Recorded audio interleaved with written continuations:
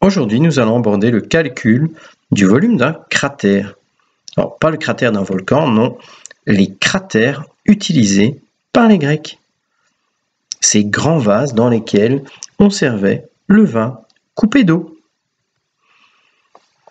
Alors, par exemple, pour modéliser ce cratère, on peut utiliser une fonction sinus x plus 2 et calculer le volume qui se trouverait entre x égale 0 et x égale 4, les deux bornes d'intégration.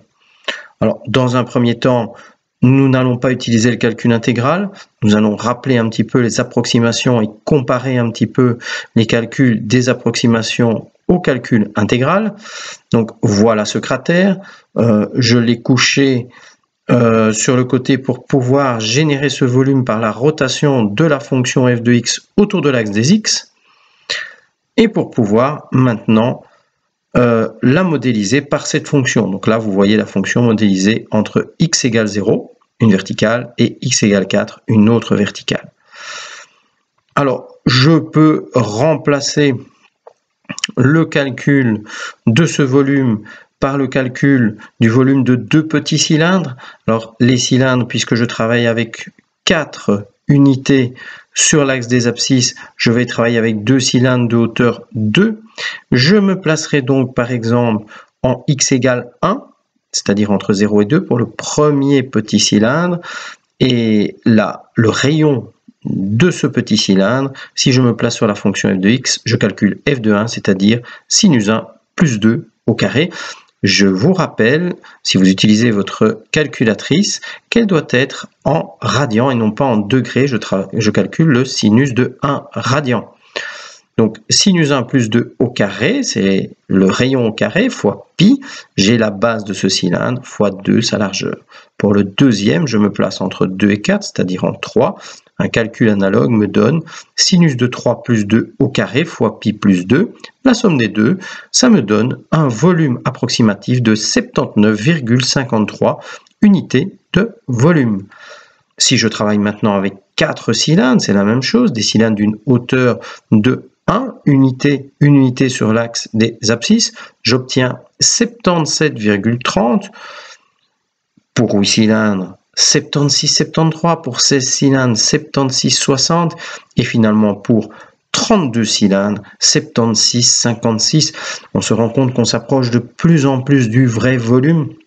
Alors, on peut constater que ce sont de bonnes approximations du volume, mais le calcul, si on veut vraiment une grande précision, même avec 32 cylindres, c'est un calcul qui est très fastidieux.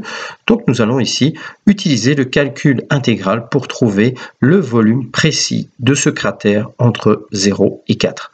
La fonction étant sinus x plus 2, dans le calcul intégral, je dois utiliser la formule pour le calcul d'un solide de révolution, c'est-à-dire pi fois f de x au carré.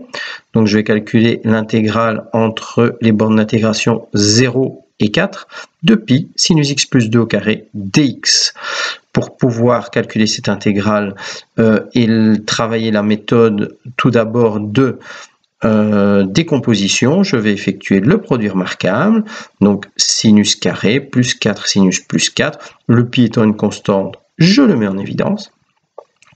Ensuite, je vais pouvoir décomposer et me retrouver avec 3 petites intégrales. Alors, il y en a 2 qui me font plaisir, ce sont les 2 dernières, puisque sinus x dx et dx sont des immédiates. Par contre, sinus carré de x n'est pas une intégrale immédiate. Alors, on a vu dans le calcul intégral que pour sinus carré, on pouvait utiliser par exemple la méthode d'intégration par partie, mais elle est fastidieuse. Et donc, on avait préféré utiliser la méthode de Carnot qui va remplacer le sinus carré par 1 moins cos 2x sur 2. De cette manière, on va pouvoir procéder à une petite décomposition. Pour ceux qui ont un peu plus de mal avec l'intégrale de cosinus 2x, vous pouvez réaliser une petite substitution en disant t égale 2x et obtenir finalement la réponse suivante, donc moins pi sur 4, sinus 2x entre 0 et 4, moins 4 pi cosinus x entre 0 et 4, plus 9 demi de x entre 0 et 4. Certains me diront, mais d'où vient ce 9 pi demi?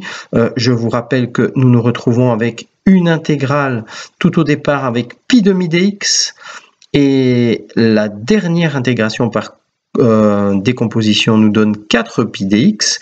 Si nous nous mettons au même dénominateur, nous obtenons pi demi plus 8 pi demi, c'est-à-dire 9 pi demi dx. J'ai rassemblé les deux intégrations de dx pour n'en former qu'une. Alors maintenant, je vais pouvoir remplacer d'abord par la borne supérieure et la borne inférieure. Quand je remplace par la borne inférieure 0, je vous rappelle que le sinus de 0 est égal à 0 et que le cosinus de 0 lui vaut 1. Je vous rappelle de placer votre calculatrice en mode de calcul en radian, donc ne tapez pas le sinus de 8 degrés, c'est bien le sinus de 8 radians. Et en utilisant votre calculatrice, vous obtenez la réponse finale, c'est-à-dire 76,55 unités de volume. C'est bien le volume précis de ce cratère entre les bornes d'intégration 0 et 4. Merci pour votre attention et à bientôt sur Maths Thérapie. Au revoir.